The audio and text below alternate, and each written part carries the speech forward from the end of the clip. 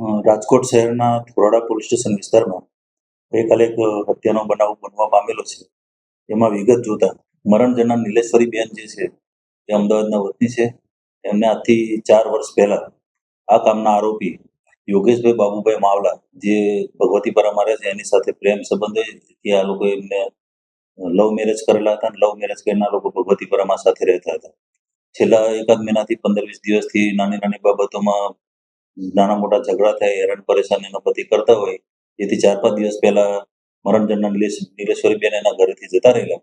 એના બેનપણી જે આકાશદીપ સોસાયટી છે ગુજરાત હાઉસિંગ બોર્ડમાં, ત્યાં જતા રહેલા. ત્યારબાદ આ આરોપી એમને અવારનવાર ફોન કરીને ઘરે આવવા માટે જણાવતો કે તું ઘરે આવી જા, પણ મરણ જનાર બેન એમના ઘરે ગયેલ નહીં. તેથી એ બાબતનો એને લાગી આવતા એનો ખાર રાખી આકાશદીપ સોસાયટી ખાતે આ કામના આરોપી યોગેશભાઈ જે છે છરી લઈને જઈ અને ત્યાં મરણ જનાર નીલેશ્વરીબેનને શરીરના ભાગે છરીના ઘા મારી અને નીલેશ્વરીબેનનું મૃત્યુ નિપજાવેલું છે.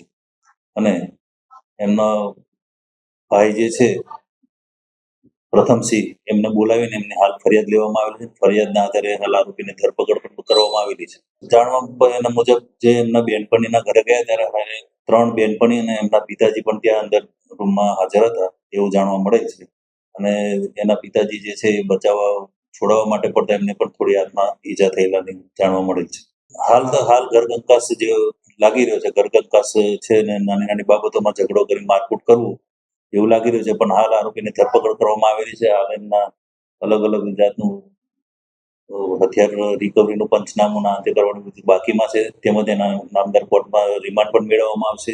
રિમાન્ડ મેળવ્યા પછી આગળની કાર્યવાહી કરવામાં આવશે. અને હાલ જાણવા મુજબ એ 8-10 ગુનાઓમાં દારૂ તથા મારામારીના ગુનામાં પણ પકડાયેલો છે. એટલે એને વિગતવાર ઈ ગુજકોપમાં જે સર્ચ કરતા એનો ઇતિહાસ મળતો નથી. એટલે હાલ એ તજવીજ ચાલુ છે.